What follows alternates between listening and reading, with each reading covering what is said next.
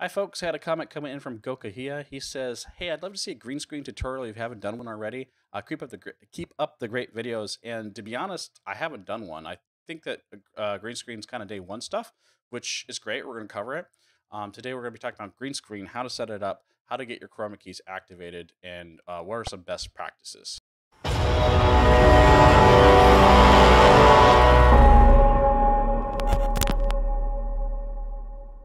So the very first thing I'm going to do is come in on my stream PC side. I'm going to go into my bid cam here. I'm going to pop my filters off. Kind of popped a couple of them off real first. I kind of wanted to show you what exactly it looks like on my end. So I have mine backlit slightly, although you can see I have a couple of dark spots. And really when you're setting up your green screen, you want to try to eliminate these dark spots, these shadows. That's what will mess it up because it can't distinguish between green or black. And that's one reason why I'm wearing a black kind of shirt today too for this particular tutorial. So if you have a lot of black spots, first try to get your lighting set up so you either stretch this out or lay this flat as you can so your black spots are minimized or basically non-existent. That's your first thing you want to do. But if you're having lots of black spots problems, I'll show you a kind of a trick that I've learned. I'm going to go underneath my mid cam, right click for filters. We're going to bring up I have multiple chroma keys here. I was kind of just seeing how well this works still, and it kind of works. So if you have a little bit of an off-tone green, what you can do is instead of picking just the green type, you can do a custom color.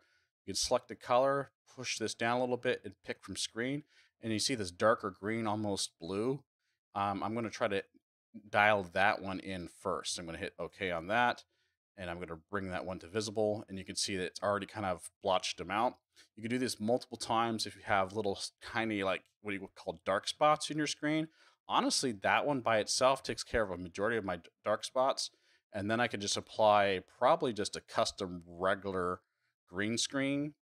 Go ahead and apply that and bring my similarity up to the point where my rest of my green is going to kind of like go bye-bye. And that should be pretty good for me. If you're having some dark spots and some problems on that issue, this is kind of what worked for me. After that, you could apply any of your other items. Like, let me scroll. I'm going to get rid of this guy. We're going to bring these up to the top. And if you don't know how the filters work in order of top to bottom. So first thing's going to happen is it's going to apply that first chroma key, taking out my dark spots, then a generalized chroma key for all my green screen spots, whatever's left over. Then I want to apply my color correction. And for me, I like to have my contrast up just a small percentage, my saturation up just a small percentage.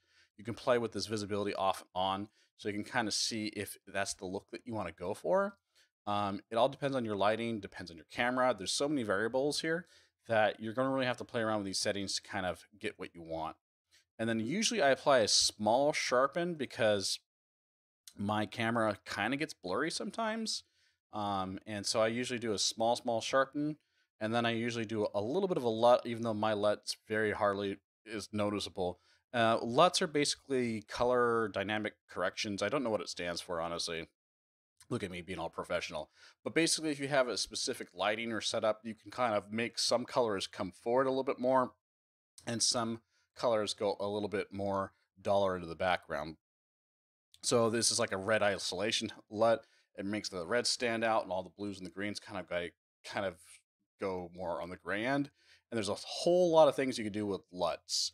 Quite a few LUTs come into play already in OBS. If you want some more LUTs, I'm going to link down in the description a spot where you can download a few extra free ones. And there's a lot of things you can do. You can kind of do like black and white cam. This is the posture size cam, which is weird. But I mean, there's quite a few things that you can do. And I really just like the original or the film default for me. It just works the best for my lighting and my complex, if that makes sense. Myself. And that's kind of what I do for my whole cam setup. And you can see as we go back to our big size here, that is where we're at. Pretty sharp, not too much distortion. I think it works out pretty well. Hope this helped you out. If it did, please like the video, subscribe to the channel. We have more content coming. I also stream quite often on Twitch, so if you haven't seen me, go down there, follow me on Twitch. You can see, if you see me live, you can always jump in and ask me some questions, or even pop in and get some gaming with me. I think that's going to be it for today's video. I hope that helped, and you be safe out there, home glitches. Have a good day.